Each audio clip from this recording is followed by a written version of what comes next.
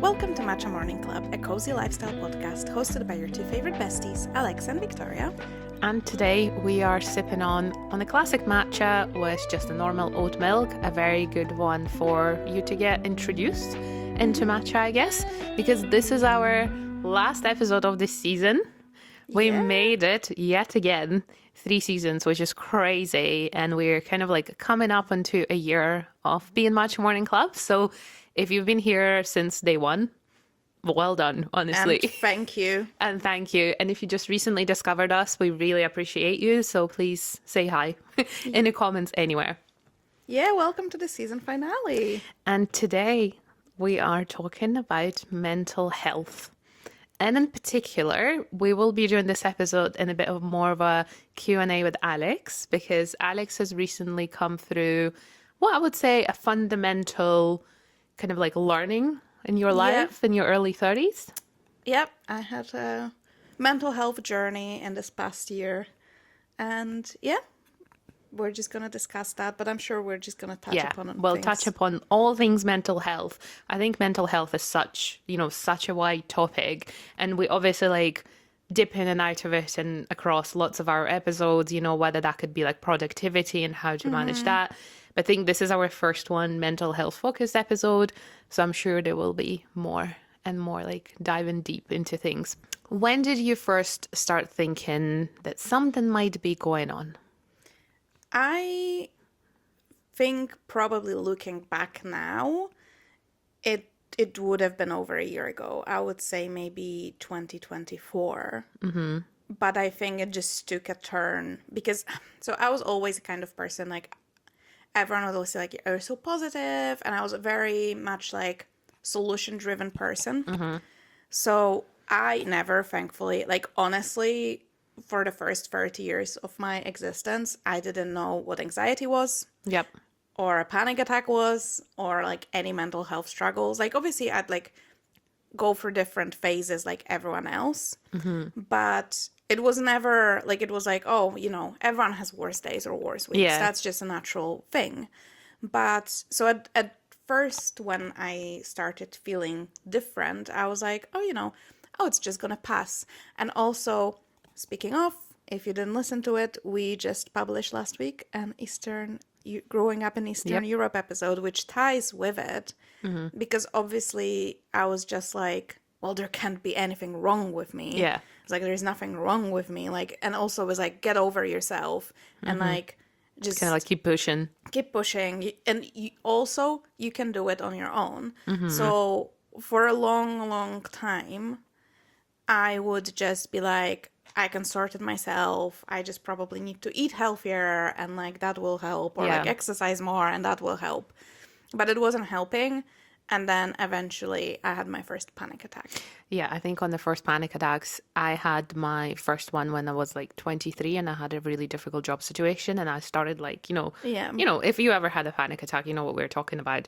And I had absolutely no idea what was going on. I was like, why is it feels like the world is ending, essentially. And I know my dad had his first panic attack well into his like 40s. And he was also like, I was scared I'm dying. Yeah. This is how he described it. I had mine. I think it was really unfortunate because I had mine at night. So it woke me up, which, when you're woken up, you're also a very like hazy and like what is happening in general. So I was very confused. But that was like the moment when I was like, actually, this is getting worse. So I need to do something, yeah. And something needs to get done. I think a lot of people spend, and I think like we're kind of both like guilty of it, they spend years assuming that they're just lazy, they just had like disorganized, they're just bad at adulting, bad at their job. Was it something that kind of like resonated with you during your life? It's very interesting. I think maybe I can say like I got diagnosed with ADHD early this year. And I don't know. I think I'm a very specific, not the specific case. I'm sure people are like that. But a lot of people will think people with ADHD are very disorganized, never on time. Victoria knows me. I'm always on time. Oh, I'm the one late. And I'm a very organized person. For example, I take my cleaning very seriously. Yes, always spotless. Thank you. So I think a lot of people, like all of my friends, were like, oh, it doesn't track. But there was a lot of things. So like there's areas where I struggle more, which were like, I think I put so much effort into keeping all of that going, as in like my job and my relationships and cleaning the flat and like all the things you have to do, like, you know, getting on top of my like medical appointments or like, you know, getting your teeth checked, like all of that I stay on top of. But now I know, like, it takes so much more of my like mental power than like a regular person, that like I was always like, why can't I post more online? Yeah, why can't I just do it? Just do like all these extra things, when like I was like, how do people, like, I could never understand how do people can do all of these things after work when I am so exhausted that I literally, all I can do is take a shower sometimes and that's gonna be it. Like for the night, I literally cannot even bring myself to like watch a TV show. Like I don't even have like a processing power to process a TV show episode. I'm completely out of it. But obviously that was it. And I was like, oh, I'm so lazy. Yeah. Like, why can't I be, and like, to be honest, I would very often compare myself to you because we talk so much and you're such a like ambitious, driven person. So I was like, oh, I wish I was more like Victoria. I'm just unable, you know, like I'm unable to take rest. I Like, know. my brain, I don't know what that is called, but my brain does not understand. Like if there is a day that I have nothing to do, I'm like spiraling. I'm like, what? Like I'm literally like, I need to find something to do or else the day was wasted. I think it's like almost the other side of it. Yeah. So basically, and yeah, so it kind of was that. And there was this thing when I always would like get into hobbies and then drop them and never really stick with anything. So I'd be like beating myself up. Why am I like this? Why can't I just stick with one thing? I'd change jobs because I'd get really bored after a couple of years. I feel like, oh, yeah, like I know what to do now. Yep. It gets too easy to an extent. Like I always thrived on new. Yeah. And I moved a lot in my adulthood. I changed countries. And like a lot of people are like, oh my God, you're so brave. But I was like, I'm just bored. I'm just, yeah. I cannot... and well, now I know it's dopamine issues, which like moving a country, lots of dopamine and lust. Everything's new. It's exciting. There's lots of stuff going on. Going to work every day, doing the same stuff, not so much. Yeah. So it is interesting. So like obviously now that I have it, like I see where it all came from. But yeah, I can also understand how like I don't seem maybe like average, like how people imagine a person with ADHD. Yeah. Although apparently talking a lot is one of the things. So there you go. Was there a tipping point that pushed you to actually go and ask for assessment? Was it that panic attack or was there later on? So the panic attack pushed me to get like a mental health for my anxiety and all of that. I think it was all connected. I think... like my life situation, which by the way, my life situation is very normal, but I just think, so apparently with ADHD, I don't know, I just got diagnosed, so it's like a learning experience, but like there's a lot of masking involved, so you basically pretend in front of other people that you're quote unquote normal. Yeah. And it takes a lot of energy, and I think for a while... And that's what kind of like exhausts you as well, right? It does. It takes a lot of like that mental power of you. And yeah, I'm reading a lot about this now. But so I think I felt so drained and tired and I couldn't understand why. And then I just started getting a lot of like, I was anxious all the time. It was actually insane. I feel like I'm on the other side now. I was like, it was absolutely awful. And then I got that panic attack. So I called and scheduled like an assessment for that. And I started meeting with my therapist. And then obviously there's a lot of ADHD discourse online these days, a lot of like on Instagram and TikTok and what have you. So I would see those videos and I was like, oh, that's me. Oh, that's me. Yeah. So I was speaking to my therapist one day and I was like, I'm thinking about getting an ADHD assessment. And she just went, oh, thank God. She was like, yes. yeah, you maybe should. So yeah, that's kind of how it I think it was all connected, and I think getting the diagnosis, basically, it was like weight off my shoulders. I was like, oh, everything has an explanation now. That was actually my next question. Yeah, like how did it change? But now that, say, like, you know, you've got your diagnosis, and was there a moment where you now kind of like, okay, now I can give myself permission to do things differently, or to maybe not feeling guilty for certain things, or is it something that you're still learning? I am learning it, but I definitely feel like, and by the way, like, I don't know, maybe that's still my like Eastern European thing. Like, I don't want to use it as an excuse, because I don't want to be like, oh, I have ADHD, therefore, like, obviously I'm not going to be getting things done.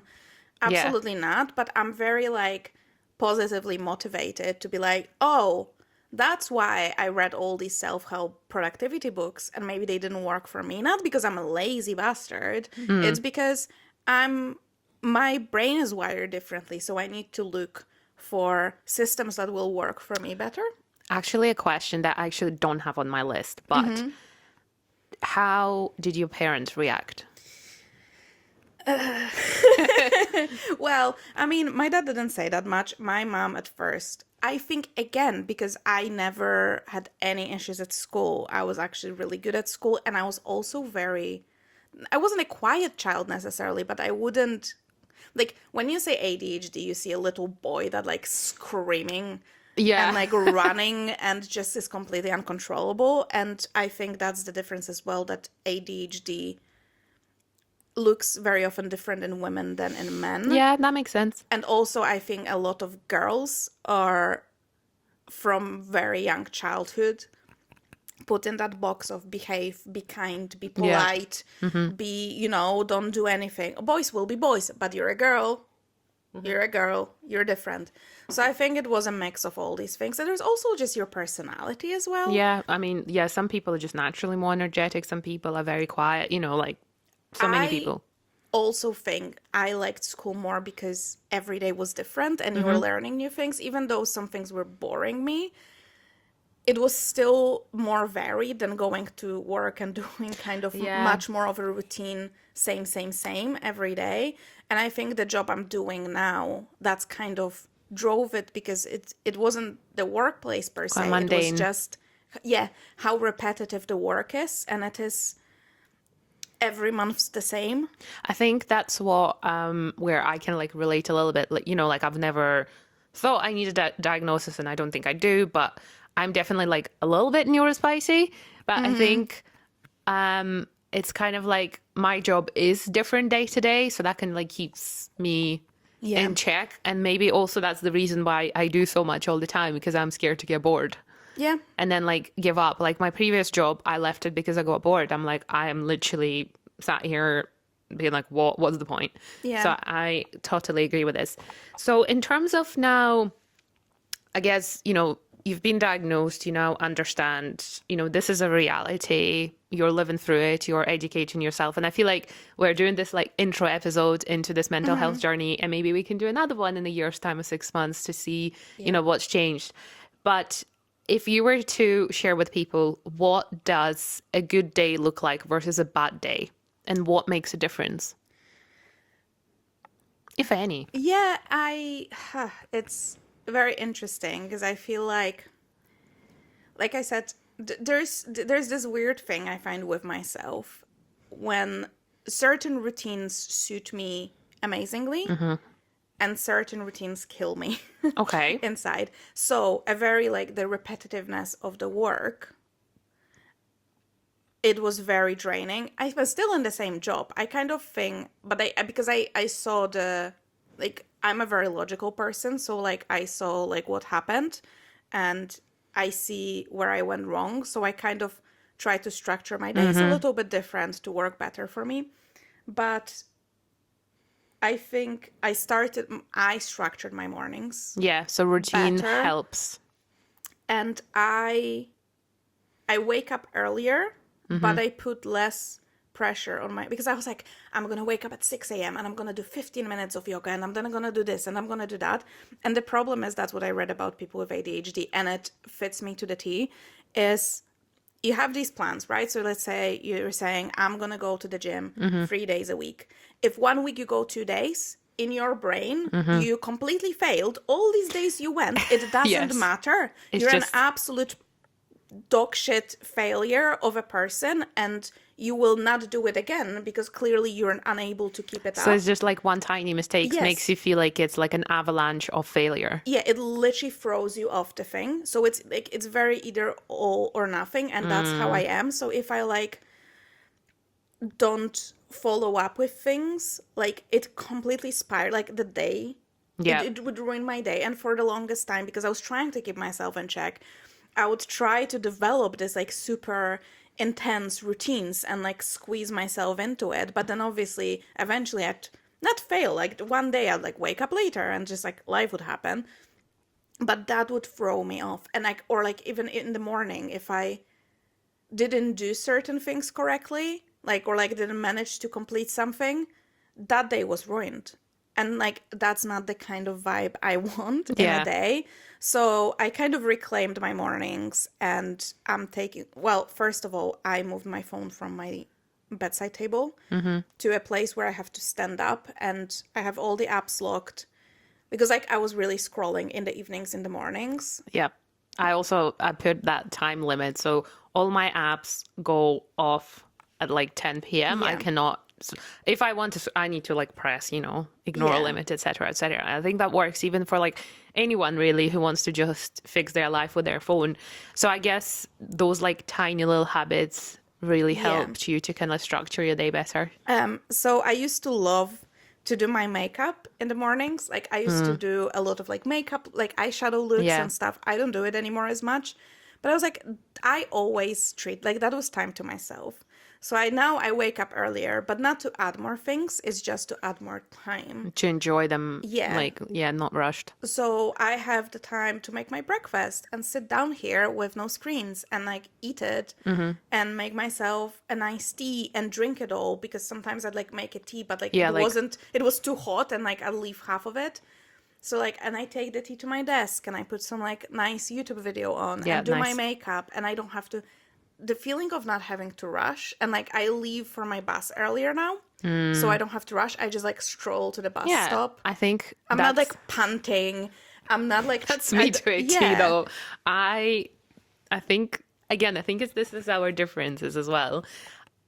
I leave the most minimal amount of time for things that I can, and maybe not in the morning, but like bus. Yeah. If it says that it's coming at like 10:15, I know exactly how much time it takes me to get there. And I'm like walking fast. Yeah. So I know it takes me 6 minutes to get to the bus stop. So I maybe leave like 8 minutes in advance so that I have that buffer. Because sometimes a bus can come a bit early. Yeah. Unless they're like 5 minutes early, but I almost always make it. And it's the same with like getting up. I quite often do, a 7 a.m. or 6:30 a.m. class. Believe it, I will not be getting up for that extra time to sit with myself. I'll be getting up exactly 45 minutes before the class, because it takes me exactly 15 minutes to get ready, get my water filled up, get a quick snack, get in the car. It takes me 24 minutes to drive there, and I have 6 minutes spare to get to the class. Yeah, you very much are like squeeze out like every minute possible, as in like every... like like you said, the least amount of time you need, you like do it in that time. So I was trying to, and now I'm trying to be like on the relaxed side. Yeah. I was like, slower living. Like even, especially the morning, you know what? Like I think especially the morning, because it sets me up for the whole day. And I'm like, it makes such a difference to my mood when I don't stress myself in the morning. I'm not rushing. Yeah. So I'm like, it feels like my body is relaxing. It's like, oh, there's no stress. You have time. And like, I don't rush and like repack, like grab things. I used to do that. I stroll in my PJs in here. Yeah. And like, the other day I opened the blinds and there was like birds flying. And I just stood there for like... You had the time to enjoy 5 minutes. And I just stared at the birds. And I was like, how nice is that? I think that's, again, it's like it's also something that's quite useful for all people around the world to, wake up a bit earlier, and then maybe I need to try that, 15 minutes early, like you said. It doesn't have to be that much. I just woke up a little bit earlier, and it honestly, the fact when you don't have to rush, I get ready and I can spray my perfume and get dressed and put my shoes on and just walk to the bus stop, and I'm usually a bit earlier, but I'm I would rather wait there 3 minutes than run. Yeah. So, and then I just sit in the bus and I do my thing, and I still don't go on the social media usually as well. I just listen to some podcast and I get to work, and honestly, the mindset is, I started doing, the one thing I added though is gratitude journaling. Okay. And I've been doing it for 2 weeks now. That's amazing. Every day I sit down and do it. I just left, that's another tip, I just leave it on my desk, because So it's there, yeah. I used to put it literally, it was still on the desk, but it was kind of behind all the pens and my makeup brushes. Out of sight, out of mind kind of thing, yeah. No, bang in the middle. So I sit down in the morning, do my gratitude, and it's blissful. It's really, really nice.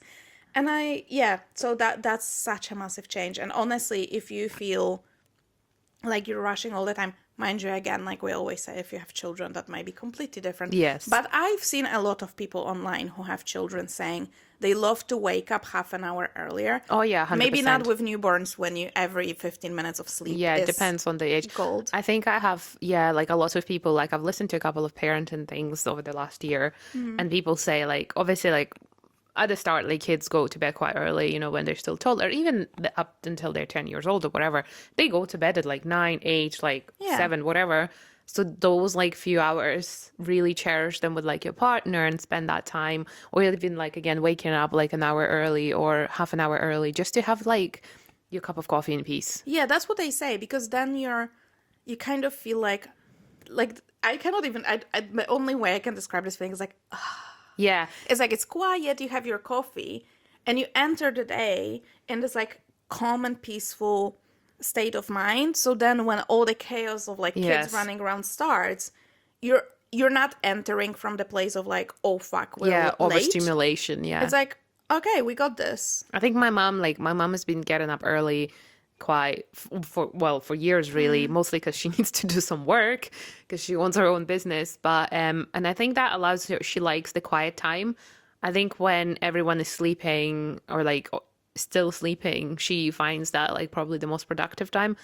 I quite often do it if I'm working on a proposal for work. Oh yeah. So I would either, during the day at work, I will maybe not be doing a lot of deep brain work, because people message me, people come up to me all the time, and I'm I can't keep doing this. So sometimes I would sit down at 7 p.m. and just have an hour of deep work, and then my work is a lot better. Or the same in the morning, wake up at 6 a.m., do this from 6 till 7. And I feel I have now also accomplished something for a day. Again, I know it's comes from I don't have children. Yeah. I don't have that kind of stuff, that there are things I just have to do. But it's quite nice to be, and if it works for you, I know some people will say, oh, that's so toxic to be working at 6 a.m. But I'm not really doing it because I have to.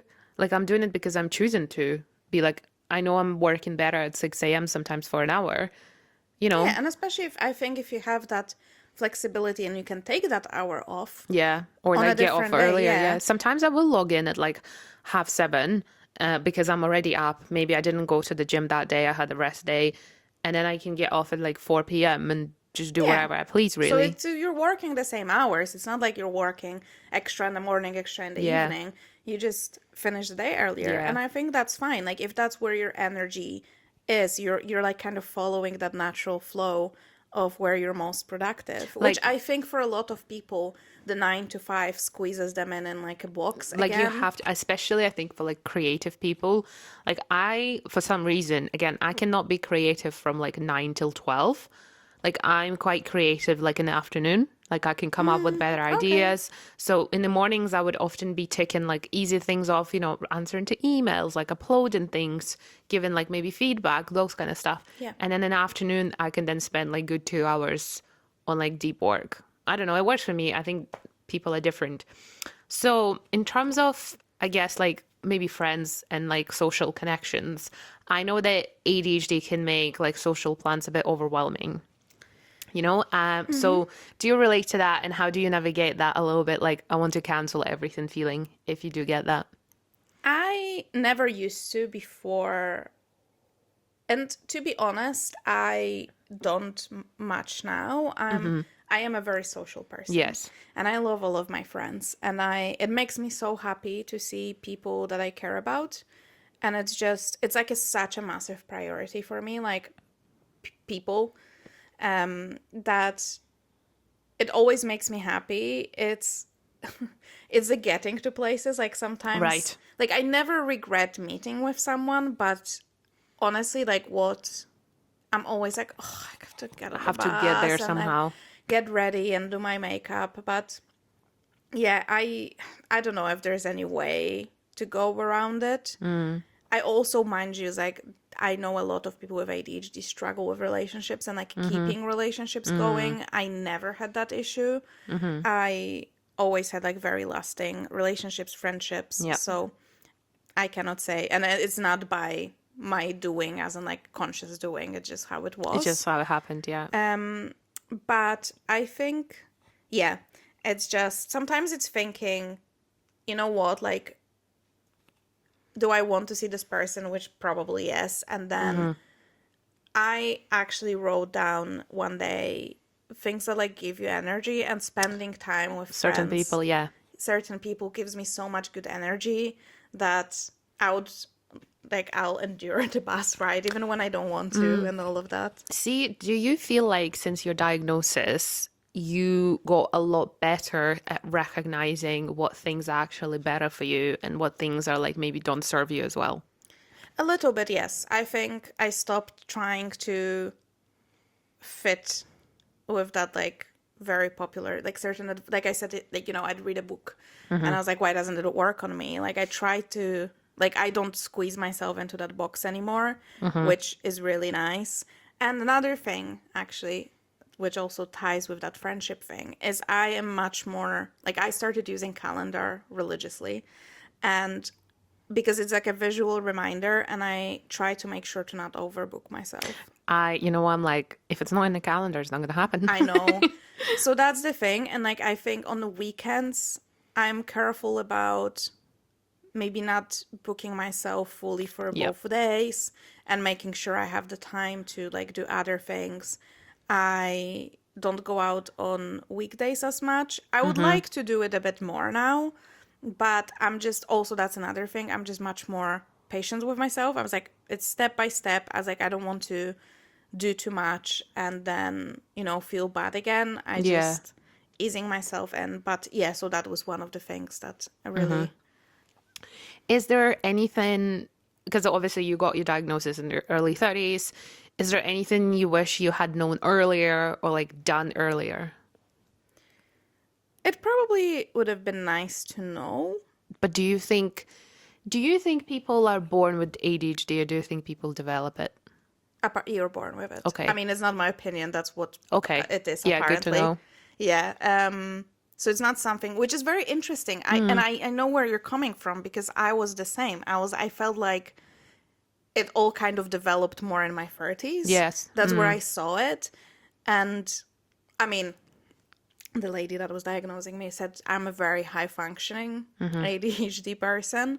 So that's fine. But yeah, so I was kind of like, why do I see it now? And maybe not spotted it earlier. But I think for especially a lot of women, I think it's that, I don't know any statistics, but like I was just reading about it. So if I'm wrong, sorry. But like I think statistically, women are diagnosed much later in life than like boys. Yeah. Because it shows so differently, because you don't very often get that completely hyperactive. Also, there's different kinds of ADHD. Yes, so that also makes a difference. So you can do, okay. So I had to Google it, so I'm going to read from my phone. So you can have the inattentive type or the hyperactive impulsive type, or combined. So I'm combined, apparently. But I think the hyperactive impulsive part, which is the most associated with most people, would like feel like And how they see it, the hyperactivity would be very loud, very hyperactive. Yeah, like super obvious. For example, for me, how it showed, which is not something I would manically click pens. Okay. I would absolutely, in school, I would click pens all the time. I would sometimes, I had my little pencil case. I would take the zipper. Oh, I keep zip doing and this. zip I zip can and think of so many people in my class who used to do that, actually. And I wouldn't even Clock it. it until my teacher was like, "Can you stop this?" But I was so focused on what she was saying, and I was like, So it you was were just just helping like, me focus. yeah. And when I was a child, that was like a throwback when I remember that. I would take TV remotes and the back of it where you have the batteries. I still do it. Yeah. Yeah. So my father taped all the remotes because they became so loose Oh my God, wild. lipsticks, click, click, click, click. Damn. So, but it wasn't, I think that's the thing, that's the difference, because all those little things I was doing, which is a hyperactivity, weren't disturbing other people per se. They weren't disruptive.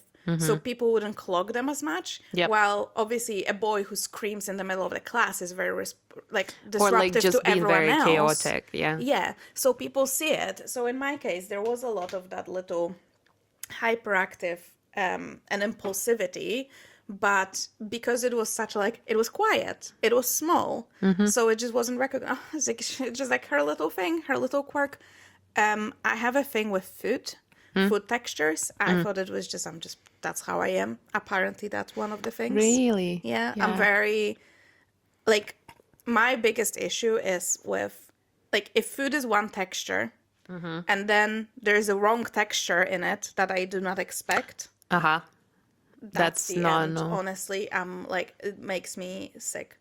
Not literally. Yeah, but just interesting, because I'm like, I don't do the clicking. That actually annoys me.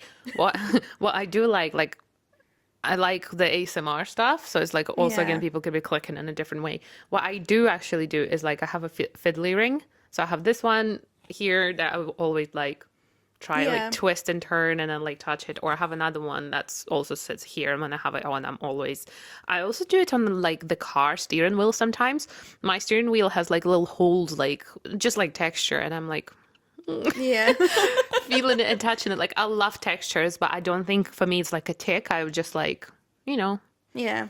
When I'm a bit nervous, I maybe been doing this, but I have seen so many people who do this. I think it's just hair. Yeah, helps calming down, or just keeping your focus, I guess, on something. So again, because it's so new to you, maybe you might have an advice if someone suspects they might have ADHD but hasn't really thought, maybe I have it. Should I get it checked? Should I get not checked? What would you suggest? I would say get checked, to be honest. Well, another thing is, so what I've done first, I've done there's free tests you can do online, and they can kind of tell you. Obviously, that's not a diagnosis by any means, and there's much more that goes into it. But it can give you an idea, maybe, if they think you might have it. Yes. I found it some clinics websites, so it's a pre-assessment if it's even worth looking into it. I know some people, not personally, because I'm just reading a lot, especially Reddit and stuff. So there's people that are convinced they have it and then they don't. They don't. Yeah, but I would say look into it. So that's what happened. I was extremely, extremely lucky to be able to get it through my work health insurance. It is very expensive if you do it because, in the UK, that's all I can speak about. The NHS waiting lists for ADHD assessments are years. Yep. Private ones, we're talking probably around £1,000 to get assessed. So if you're working a corporate job that has a private... you can... I know one of our friends got her diagnosis as well. Could you maybe walk us through how does the process work? Yeah, of course. It is pretty simple in a way. So, I think it was the insurance company did a pre-assessment, which was a very, very small one. just to see if they think you qualify. And then that came back as a yes. And then, so that might just be skipped for some people. But then I had to fill out another assessment with the like actual clinic. And that came back as a yes. So that's what was their like internal one. And that after that, I had to fill out like it's like a test basically. It's like a questionnaire. And I needed someone. So in my case, it wasn't ideal because ideally that would be your parent filling out the second form. Oh, yes, I remember you said yes. However, my parents don't speak English. My test was done in English. So they couldn't do it. Well, obviously I could translate for them, but that's not really like I could lead it. So it's not really great. So my friend very kindly has done it for me. But there's a lot of questions about like actual birth and pregnancy and like very like infancy. So she didn't have the answers. So it was very funny because then, so basically your person, whoever it might be, does their bed. You're doing your bed. So it's all done online. And then that is getting sent and someone revises it. And then you have an actual assessment with, which mine was online, with a psychiatrist. And like, interestingly, that's what she said. So I scored very high in my personal assessment, very low in my friends. But when I was talking to her, so she was like, that I found out somehow naturally, I kind of found so many workarounds things that I fit in very well within like society that people wouldn't clock it. Yeah. So she was like, oh, you're very high, like you can keep a job, you can keep a relationship. Like we've been friends for like, 7 years? Yeah. And I would have never said that you had even like, I think there are other people in my life who I would have right away said, yeah, they're probably something ADHD like. You would probably definitely not the top of my list. And I think when you said that you were testing for it, I was like, wow, okay. And then obviously you said it's so like, it is what it is, kind of like, but I would have never guessed. I think it's partially because, like I said, because of my gender and that it shows differently. But I also think, which ties with the Eastern European upbringing, I do have a very strong sense of work ethic. I have think a very it's also, strong sense, of like performing a certain way and presenting myself a certain way. And that was literally, it was so like ingrained in me that it would like overriding the ADHD. I was like sometimes shame would, it's like the fear of being ashamed was harder than me like not wanting to do something. So I think I managed to find systems that worked for me. And it just kind of took me through life. But like that's the thing, like I changed jobs and I moved around a lot and I changed things in my life. So that also kind of kept me going. Yeah, maybe. I think you're so right about the Eastern European thing. I think like lots of the beliefs, I mean, they're not necessarily wrong, it's just like how it was. Those beliefs have kind of like almost become a blocker and like recognizing a lot of those, mostly because mental health, as we figured in our last episode, did not really exist as in like as a term in Eastern Europe when we were both growing up. So I feel like that's like a real, like, if anyone else is listening to this in Eastern European and you have thoughts and you grew up in Eastern Europe and you have thoughts about, I might have an ADHD, it might be like harder to see, harder to figure out that you do have it. I also just wanted to say, like, that's not my case, but I know, like, there's a medication for ADHD, which I was not recommended.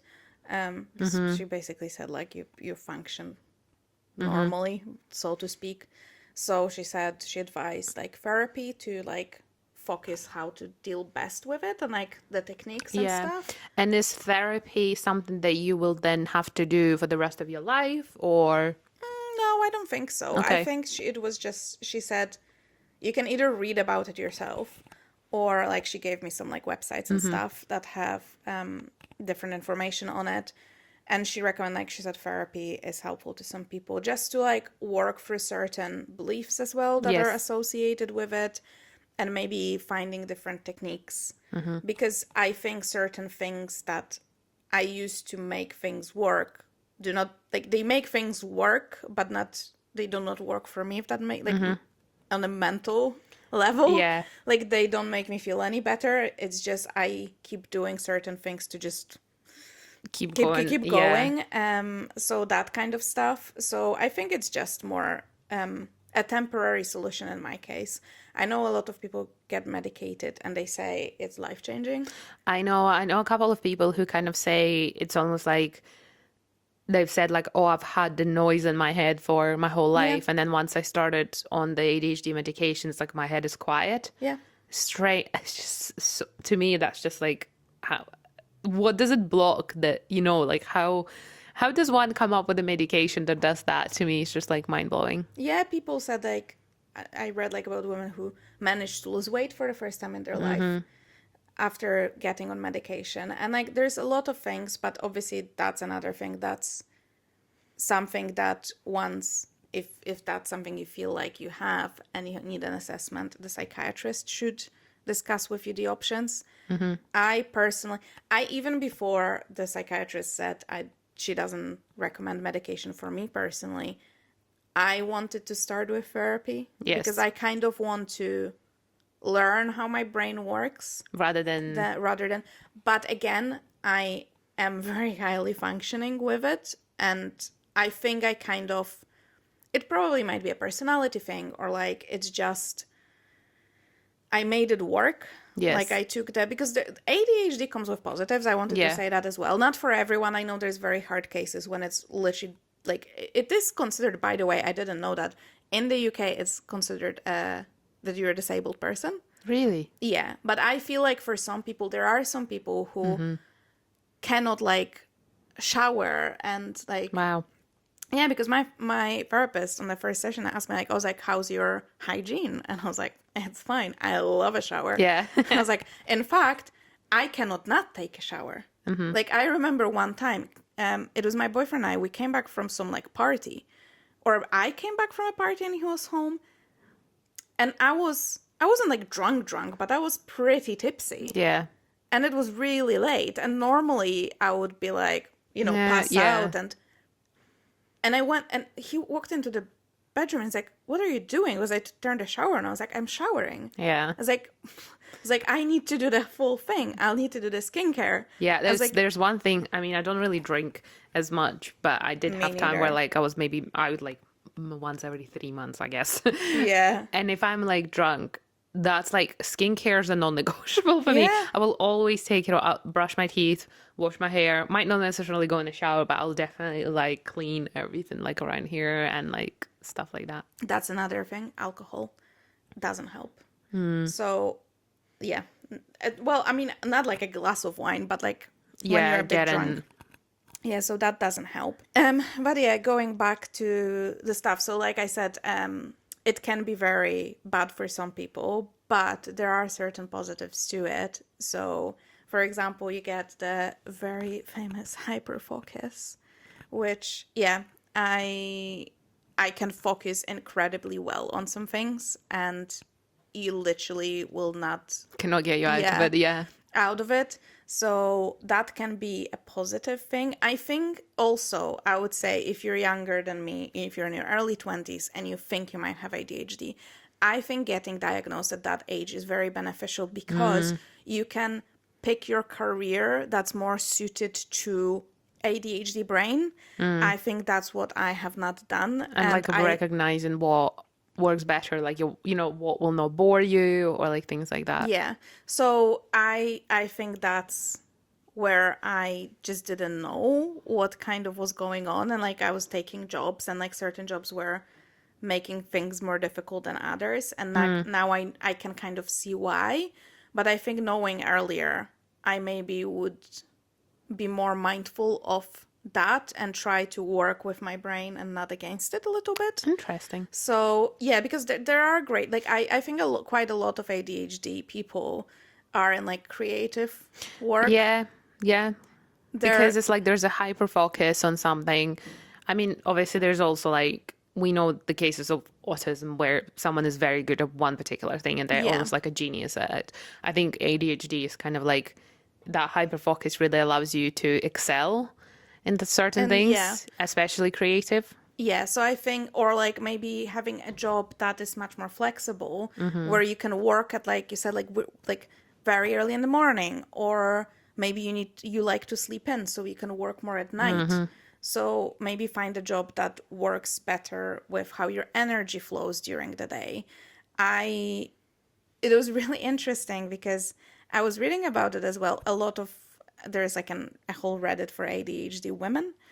And they were talking how they really struggled in a corporate settings because it is so structured and black and white, and they just could not make it work. And I can kind of see it because like my office is quite relaxed in atmosphere, so that's quite nice. And I do get to work from home a bit, so it's like it breaks the week. So that works, but I can understand why someone could not sit there and like do the same thing in a very, very structured environment 5 days a week. So, and yeah, like people struggle with lateness. I don't have that. I don't know. I'm like, I hate being late.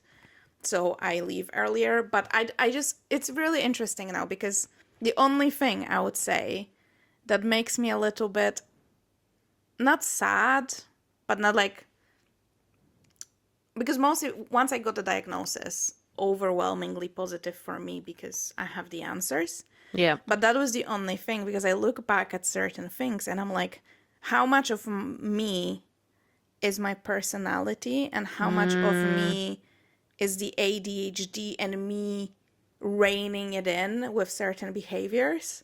Like things that I thought was like, oh, that's just so Alex. Now I'm like, oh, is it just... Alex or ADHD? ADHD that I just molded into like certain weird quirk to make myself function. I think that's one of the things that you will probably be figuring out, long term, and will be interesting to kind of like talk to you about this, like I said, in a year's time. Yeah, but I would say for all mental health, I don't know. I mean, I do know kind of, but like people separate it so much. There's no shame to it. Like, if your leg hurts, you go to the doctor. I know. So if your soul hurts, I don't know how to put it differently. I don't know if you believe in souls, but like if your inside's mental. If your mental hurts. If your mental hurts, honestly, help yourself. And it made also for anxiety because someone like the best cure for anxiety is action. And I cannot tell you like. I didn't want to call about my anxiety. Once I made that call, that already made it better. Like a weight off your shoulders. Yeah, absolutely. So always seek help and like do not be ashamed of it. Most people will have some sort of mental health issues probably throughout their lifetime. And it's just how it is. And we live in like really difficult times. I think it's like also the price we pay for being... what do they call it? Like an advanced being. Even we know that even dogs have mental health issues. Yeah. You get dog anxiety, and it's just part of us, and it's just like we just get it more, and we get different ways of it, and it's a lot more expanded. It's just like part of being that human that it's not only physical, it's mental. Our brains are severely understudied, so we never know very little about human brain. So you never know like what's the end of it, what's the expanse, is that the word of it, and like how maybe in 10 years time we'll know a lot more and a lot of things we'll be able to manage better. But I would just want to say a huge thank you to Alex for being honest and agreeing to talk about this so soon after the diagnosis, which is like less than 3 months at this point. And I hope this was useful for people to know, and people can maybe relate. We have an ADHD girly. Yeah, I hope so as well. And honestly, for me, it was a positive thing. So ultimately, and knowing yourself better, it doesn't need to be a label, but it's nice to know how you're wired, basically. Yeah. And it's just, okay. I was like, it's because that's how I think about it. I'm just wired a bit differently. Yeah. But like, just like, think about computers. Like, your Apple... Your Microsoft. is different to your Microsoft. But that doesn't mean one is bad and one is good. And people have preference. So you're just wired a bit differently. And there's things you can do to make it work. And there's options. And I will always advocate for seeking mental health and taking it seriously. Honestly, guys, like there's no shame in it. And don't be like me and don't wait until you one night wake up with a panic attack to call and ask for help. If you feel like something is not right, if you feel like because that was the thing for me, like things that used to bring me joy didn't. I didn't want to do a lot of things. Everything was stressful. Things that weren't stressful before were stressful. So it's just, honestly, there's help there. It's available, and you can go to your GP and speak about it. There's plenty of like professionals. That's the only thing. Like, obviously I know a lot of people will just like read about it online, but I think ultimately you don't know who's on the other side, and everyone can write anything. That's also true. That's the danger of the internet. Or like people have just their own experiences. Like you see, like for example, I'm a person with ADHD that functions, so to speak, completely normally, but there's people who are really debilitated by it. So yeah, I think it's best to get some professional advice. Like you wouldn't necessarily ask your pal if you like had issues with your like leg or an arm. You would go to a doctor. Exactly. Yeah, I think that's what the mental health is, like education, and there are people who can help. But that brings us into the time to say goodbye for this episode. I think one thing to ask you guys, if you have enjoyed this episode or any other episode, please leave us a review, whether you're listening on Apple Podcasts, Spotify, or YouTube. Subscribe to us, save our episodes, share with friends, share on your Instagram, all your social media. Everything you do is very, very much appreciated. We loved getting messages from you, which is really nice.